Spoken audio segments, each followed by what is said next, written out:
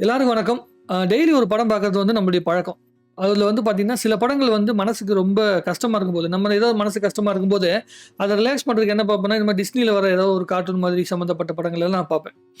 நான் அப்படி வந்து எதேர்ச்சியா என்ன பண்ணுவேன்னா, தொடர்ந்து படம் பார்த்துட்டு இருக்கும்போது, அப்பலாம் எப்படின்னா வந்து இந்த யூடியூபர் ஆன ஆரம்ப டைம் இருக்குல்ல, 2019, 20ல என்ன பண்ணுவோம்னா, சென்னையில சுத்த போகும்போது, தியேட்டர்ல இருக்க எல்லா படமும் பார்த்து முடிச்சதுக்கு அப்புறமேட்டு ஏதாவது ஒரு படம் வந்து கம்மி ரேட்ல இருக்கும். சில படங்கள் வந்து ஐமேக்ஸ்ல 3Dலாம் ரிலீஸ் ஆயிருக்கும். அப்ப என்ன பண்ணுவோம்னா, ஐமேக்ஸ்ல வந்து அப்ப விலை கம்மி. ரூ. 360 டிக்கெட் அப்போ. அப்ப என்னன்னா ரூ. 360 டிக்கெட்டு சரி ஒரு ட்ரை பண்ணி பார்ப்போம் அப்படின்னு சொல்லிட்டு ஐமேக்ஸ்ல பார்த்த படம் தான் இந்த டம்போ அப்படிங்கிற படம். பெரிய சந்தோஷம் குடுத்துச்சு. திடீர்னு நம்மள குழந்தையா மாறுனா எப்படி இருக்கும் அப்படிங்கிற மாரி ஒரு கான்செப்ட் வந்துச்சு. ஸோ அந்த படத்த பத்தி பேசணும்னு சொல்லிட்டு. அப்பலாம் வந்து ரெகுலரா வீடியோ பண்ணல. இப்ப பண்ணணும்னு தோணுது. அதனால வந்து இப்ப பேசுறோம்னு வைங்களேன். இந்த படத்துடைய கதை அப்படின்னு சொல்லி எடுத்துக்கிட்டீங்கன்னா, ரொம்ப ரொம்ப சாதாரணமான ஒரு கதை. எப்படின்னா, படத்துடைய ஹீரோ வந்து பார்த்தீங்கன்னா, ஒரு ஆர்மி ஆஃபீசரு. அவர் வந்து ஃப்ரீ டைம்ல வந்து என்ன பண்றாரு, அவர் வந்து ஒரு சர்க்கஸ்ல வேலை செய்றாரு. வேர்ல்டு வார்ல போய் சண்டை போட்டு வரும்போது அவருடைய கைய இழந்துர்றாரு. அவர் ரிட்டர்ன் வரும்போது அவருடைய ஒய்ஃப் வந்து பார்த்தீங்கன்னா, நிமோனியா ஏதோ காய்ச்சல் இன்ஃப்ளூயன்ஸா காய்ச்சல் வந்து அவங்களும் இறந்து போயிடுறாங்க. அவருக்கு 2 பசங்க. ஒரு பொண்ணு, ஒரு பையன். பொண்ணு வந்து எப்படின்னா வந்து, பெரிய அளவிற்கு வந்து ஒரு இன்வென்டர் ஆவணும். மேரி கியூரி இருக்காங்கல்ல. கியூரி அம்மையார்ன்னு தமிழ்ல சொல்லுவாய்ங்க. ஸோ அவங்கள மாரி பெரிய வந்து சயின்டிஸ்ட் ஆவணும்னு சொல்லி அவங்களுக்கு ஆசை. பையனுக்கு வந்து இவங்க அப்பா மாதிரியே வந்து சர்க்கஸ்ல வந்து வேலை செய்யணும் அப்படிங்கிற ஆசை. ஆனா அவருடைய சர்க்கஸ் என்ன ஆயிருது அப்படின்னா வந்து பெரிய லாஸ்ல போயிட்டு இருக்குது. ஏன்னா ஒரே விஷயங்கள் தானே பண்றாங்க. ஒரே விஷயத்த திரும்ப திரும்ப பண்ண என்ன ஆயிருது மக்கள் மத்தியிலும் பெரிய அளவு ஆதரவு இல்லாம போயிருது. அப்ப என்ன பண்றாங்க, இந்த சர்க்கஸ்ல ஏதோ ஒரு வித்தியாசத்த பண்ணணும்னு சொல்லி அவங்க யோசிச்சுட்டு இருக்காங்க. இல்ல சர்க்கஸ வித்துறலாமா? இல்ல மிருகத்த வித்துறலாமா? அப்படின்னு சொல்லிட்டு ஆல்ரெடி விக்க ஆரம்பிச்சுடுறாங்க. இவரு வந்து குதிரை ஓட்டுற ஆளா தான் இருப்பாரு அந்த சர்க்கஸ்ல. இப்போ ஒரு கைய இழந்ததுனால வந்து குதிரை ஓட்ட முடியுமா? முடியாதாங்கிற நிலைமையில இருக்கிற சமயத்துக்கு முன்னாடியே குதிரைய வந்து பார்த்தீங்கன்னா வித்துடுறாங்க. ஏன்னா சர்க்கஸ ரன் பண்ண முடியல அப்படிங்கிறனால. அப்ப என்ன ஆயிருது அப்படின்னா, அந்த சர்க்கஸோட ஓனர் வந்து பார்த்தீங்கன்னா ஒருத்தர் இருக்கிறாரு. ஒரு வயசான ஒருத்தர் இருக்காரு. அவரு என்ன பண்றாரு, ஒரு யானைய வந்து வாங்குறாரு. அவருக்கு யானை பிடிக்கும் அப்படிங்கிறனால யானை வாங்குறாரு. அந்த யானை வந்து பிரெக்னன்ட்டா இருக்கிற யானைய வாங்கிர்றாரு. இவங்க பேசிட்டே இருக்கிறாங்க. கொஞ்ச நாள் அந்த யானைக்கெல்லாம் தீனி போட்டு வளர்த்துட்டு இருக்கும்போது, அந்த யானை வந்து ஒரு குட்டி போடுது. அந்த குட்டிய வந்து வித்துறலாம். நல்ல விலைக்கு வித்துறலாம். யானையும், யானை குட்டியும் நல்ல விலைக்கு வித்துறலாம். ஒரு பெரிய சர்க்கஸ்க்கு விக்கலாம் அப்படிங்கிற மாரி பிளான் பண்ணியிருக்கிறாங்க. அப்ப என்ன ஆயிருது அப்படின்னா, குட்டி பொறக்குது. ஏன்னா அந்த குட்டிட்ட எந்த குறையும் இருக்கக்கூடாது அப்படின்னு சொல்றாங்க. ஆனா அந்த குட்டி வந்து ஒரு குறையோட பொறக்குது. எப்படின்னா, பெரிய காதோட பொறக்குது. இப்ப நார்மல் யானையோட காது மாரி, அந்த யானைக்கு ரொம்ப பெரிய காது இருக்கு. இப்ப அந்த குழந்தைங்க என்ன பண்ணுது, அந்த யானைகிட்ட விளையாண்டுட்டு இருக்கும்போது, சும்மா வந்து அந்த இறகு இருக்குல்ல, ஃபெதர் இருக்குல்ல, ஃபெதர காட்டி வந்து அந்த யானைகிட்ட விளையாண்டுட்டு இருக்கும்போது, அந்த ஃபெதர் வந்து இந்த யானையோட தும்பிக்கைக்குள்ள போன உடனே, அது வந்து திடீர்னு ஒரு குதூகலமாகும்ல. அந்த என்ன சொல்றது, கூசும்ல. அப்ப என்ன ஆயிருது, டக்குனு அந்த காத வந்து வேகமா ஆட்டும்போது, அந்த யானை வந்து பறக்க ஆரம்பிக்குது. பறக்கிறத வந்து அந்த குழந்தைங்க பார்த்துருது. பார்த்ததுக்கு அப்புறமேட்டு எல்லாத்துட்டயும் போய் சொல்றாங்க. ஆனா யாருமே நம்பல.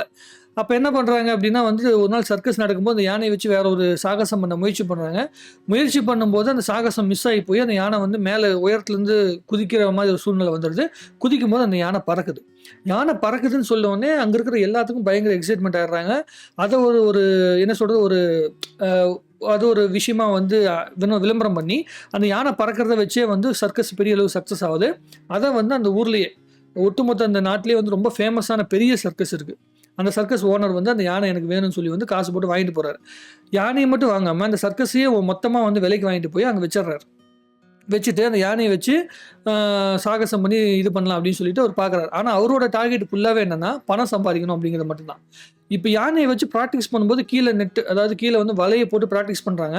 ஆனா சர்க்கஸ் நடக்கும்போது அந்த அந்த ஆக்ட் வந்து அவங்க செய்ய ஆரம்பிக்கும்போது, அந்த வலையெல்லாம் எடுத்துட்டு பெரிய ஒரு எக்ஸைட்மென்ட்ட குடுக்குறேன் அப்படின்னு சொல்லி வந்து அதாவது மிருகத்துடைய அந்த உணர்வுகளே புரிஞ்சுக்காம இவரு என்ன பண்றாருன்னா, இவரு பணம் சம்பாதிக்கணும். அதுக்கு வந்து அந்த ஆக்ட்ட வந்து ரொம்ப எக்ஸைட்மென்ட்டா காட்டணும்.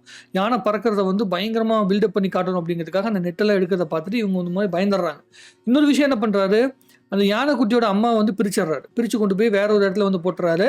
அந்த யானைக்குட்டியோட அம்மா வந்து கத்துறத பார்த்துட்டு இது வந்து அந்த எக்ஸைட்மென்ட் ஆகி போயிட்டு அந்த சர்க்கஸ்குள்ள பறந்துட்டு இருக்கும்போது அங்கருந்து ஜம்ப் பண்ணி பறந்து போய் அவங்க அம்மாட்ட போயிட்டு வந்து போய் சேர்ந்துருது.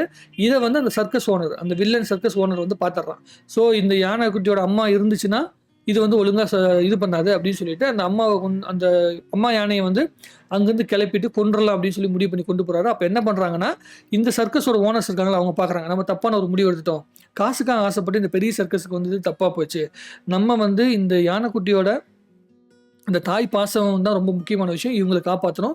நம்மளுடைய சர்க்கஸே வந்து நமக்கு போதும் அப்படின்னு சொல்லிட்டு அங்கேருந்து கிளம்பி, இவங்க என்ன பண்றாங்க, அங்கேருந்து கிளம்பி கொண்டு போயிட்டு, அங்க இருக்கிற அந்த சர்க்கஸ்ல இருக்காங்கல்ல, அவங்களுடைய டேலண்ட்ட பயன்படுத்தி, அந்த பெரிய சர்க்கஸ்லேருந்து எல்லா மிருகத்தையும் காப்பாத்தி கொண்டு போய், மிருகத்தையும் அந்த அம்மா யானையும் நம்மளுடைய குட்டி யானையும் காப்பாத்தி எப்படி கூட்டிட்டு வராங்க அப்படிங்கிறது தான் இந்த இதோட கதை. இதுல வந்து ரொம்ப சாதாரணமான கதை தான். பட் ஆனா அந்த யானை பறக்கிறதுக்குள்ள குட்டி யானை பறக்கிற ஒவ்வொரு இடங்களும் அவ்வளோ அற்புதமான ஒரு ஃபீலை கொடுக்கும். டக்குன்னு நம்ம குழந்தையா மாறினா எப்படி இருக்கும் அப்படிங்கிற ஃபீலை கொடுக்கும். எனக்கு ரொம்ப ரொம்ப பிடிச்சிருந்தது. தியேட்டரில் பார்க்கும்போது ரொம்ப எக்ஸைட்மெண்ட் இருந்துச்சு. கார்ட்டூனாக பார்த்தாலும் நம்ம ரொம்ப பிடிக்கும். கதையாக கேட்கும்போதே ரொம்ப நல்லா இருக்கும்னு வைங்களேன். குழந்தைங்க இந்த மாதிரி கதையை வந்து பார்த்தா ரொம்ப எக்ஸைட் ஆவாங்க. ரொம்ப சந்தோஷமான ஒரு விஷயம் இருக்கும். அதுக்கப்புறம் அந்த சர்க்கஸ்லேருந்து தப்பிச்சு வந்தோன்னே என்ன பண்ணுறாங்க, இந்த தாய் யானையும் அதே மாதிரி குட்டி யானை 2 பேத்தையும் வந்து பார்த்தீங்கன்னா கப்பல் ஏற்றி இந்தியாவுக்கு அனுப்பிடுறாங்க. இந்தியாவோட ஆரிஜின் அங்கேயே அனுப்பிடுறாங்க. அவங்க வந்து பார்த்தீங்கன்னா இந்த தாய் யானையும் குட்டி யானையும் கொண்டு போய் காட்டில் விட்டுறாங்க. காட்டில் விட்டதுக்கப்புறமேட்டு யானை கூட்டத்தில் போய் வந்து சேர்ந்துருது. கிளைமேக்ஸில் அந்த யானை கூட்டத்துக்கிட்ட வந்து இந்த குட்டி யானை பறந்து போகிற மாதிரி ஒரு ஷாட்டோட படத்தை வந்து முடிப்பாங்க. அவ்வளோ அழகாக இருக்கும். அவ்வளவு மன திருப்தியோட ஒரு கதையை பார்த்த ஒரு ஃபீல் வந்து இருக்கும். எனக்கு ரொம்ப ரொம்ப பிடிக்கும். எப்பலாம் ரொம்ப மனசு சரியில்ல அப்படிங்கிற பட்சத்தில, இந்த படம் வந்து சில சீன்ஸ்லாம் நம்ம மறந்து போயிருந்துறீங்களா? மறந்து போகும்போது என்ன பண்ணுவேன்னா, இந்த படத்த எடுத்து உட்காந்து பார்ப்பேன். நான் ஃபுல்லா உட்காந்து பார்ப்பேன். ஒரு 2 மணி நேரம் வந்து நம்ம இந்த லைஃப்ல வர பிரச்சனைகளா இருக்கட்டும், நம்மளுடைய தனிமை இது எல்லாத்தையும் மறந்துட்டு, அந்த யானையோடைய மேல வந்து குழந்தைங்க ஏறி பறக்கிறதா இருக்கட்டும், அந்த ஆக்ட் பண்ணும்போது, அந்த சர்க்கஸ்ல அந்த யானைய வந்து பெர்ஃபார்ம் பண்ணும்போது வந்து பார்த்தீங்கன்னா, அதில வந்து ஒரு ஹீரோயின் வந்து உட்காந்து பறக்கிற அந்த இதெல்லாம் பார்க்கும்போது, நம்மளும் அது மாரிலாம் உட்காந்து பறந்தா எப்படி இருக்கும் அப்படிங்கிற மாரிலாம் ஃபீல் வரும் நமக்கு. ஸோ, அந்த மாதிரியான ஒரு அழகான ஒரு படம். டிஸ்னி வந்து இந்த மாரி வித்தியாசமான கதைகள அப்ப இருந்தே யோசிச்சு எழுதியிருக்காங்க. 1941ல பண்ண படம் வந்து அதுக்கு அப்புறமேட்டு பண்ணி கூட ஒர்க் அவுட் ஆயிருக்கு. மிகப்பெரிய ஹிட்ன்னு சொல்ல முடியாது. 177 மில்லியன் போட்டு 350 மில்லியனத்திற்கு போட்ட காசு எடுத்துட்டாங்க. டிஸ்னி பொறுத்தவரைக்கும் என்ன அப்படின்னா, சில படங்கள் இமாலய சக்சஸ் அடையும். சில படங்கள் வந்து பேசிக்கா சக்சஸ் அடையும். ஆனா வந்து, அவங்க அந்த முயற்சிய வந்து விட மாட்டாங்க. முதல்ல ஒரு கதைய எடுத்திருக்காங்க. அது வந்து காமிக்ல பெரிய ஹிட் ஆயிருக்கு. நாவலா மிகப்பெரிய ஹிட் ஆயிருக்கு அப்படின்னா, அத வச்சு ஒரு படம் பண்ணி வச்சுருவாங்க. அந்த படம் வந்து இன்னைக்கு இல்லைனாலும், என்னைக்காவது ஒரு நாள் கண்டிப்பா பெரிய அளவுக்கு வந்து பேசப்படும். ரீமேக் பண்ணிக்கிட்டே இருப்பாங்க. ஸ்னோ ஒயிட் கதையா இருக்கட்டும், பியூட்டி அண்ட் பீஸ்ட் கதையா இருக்கட்டும், மிக்கி மவுஸ் சம்மந்தப்பட்ட கதையா இருக்கட்டும், டாம் அண்ட் ஜெர்ரியா இருக்கட்டும், ஒவ்வொரு விஷயங்களுமே காலத்துக்கு தகுந்த மாரி மாடிஃபை பண்ணி கொண்டு வந்துகிட்டே இருக்காங்க. அதுதான் வால்ட் டிஸ்னி வந்து இதுவரைக்குமே நிலைச்சு நிக்கிறதுக்கு உண்டான மிகப்பெரிய காரணமா இருக்கு. இந்த திரைப்படத்த நீங்க பாருங்க. நீங்க வந்து உங்களுடைய எல்லா கஷ்டத்தையும் மறந்து, நம்பளும் குழந்தையா மாரி ஒரு படத்த ரசிக்கணும்னு ஆசைப்பட்டீங்கன்னா, இந்த படத்த தாராளமா போய் பார்க்கலாம். கிளைமேக்ஸ் முடியும்போது உங்களுக்கு அந்த யானை குட்டியோட அந்த சந்தோஷத்த நீங்க வந்து உணர்வீங்க. எப்படி தமிழ்ல வந்து நானி படம் இருக்கு இல்லைங்க. அந்த ஈகா படம் இருக்குல்ல, அந்த படம் பார்க்கும்போது, அந்த ஈயோட ஃபீலிங்ஸ நீங்க எந்த அளவுக்கு அற்புதமா புரிஞ்சிருப்பீங்க. அந்த மாதிரி இந்த படத்துடைய இத பார்க்கும்போது நீங்க கண்டிப்பா படம் வந்து செய்யப்பட்டிருக்க, அது எடுக்கப்பட்டிருக்க விதத்த பார்க்கும்போது, கண்டிப்பா உங்களுக்கு வந்து அந்த ஃபீல் வந்து கடத்தப்படும். தமிழ்லயே வந்து பார்த்தீங்கன்னா, டிஸ்னி ஹாட்ஸ்டார்ல வந்து இருக்குது. நீங்க பாருங்க. டைம் கிடைச்சா பாருங்க. கண்டிப்பா ஒரு அற்புதமான ஃபீல் உங்களுக்கு கிடைக்கிறதுக்கு வாய்ப்புகள் இருக்கு. நான் பொதுவா கதை எப்படி இருக்குங்கிறத உங்களுக்கு தெளிவா சொல்லிட்டேன். நான் சொன்ன கதை வந்து விஷுவலா எப்படி இருக்கு அப்படிங்கிறத பார்த்துட்டு உங்களுடைய கருத்துக்கள எழுதுங்க. உங்களுடைய குழந்தைங்களுக்கு தயவு செஞ்சு சஜெஸ்ட் பண்ணுங்க. குழந்தைங்க இந்த மாரி படங்கள பார்க்கட்டும். குழந்தையாவே இருக்கட்டுமே கொஞ்ச நாளைக்கு.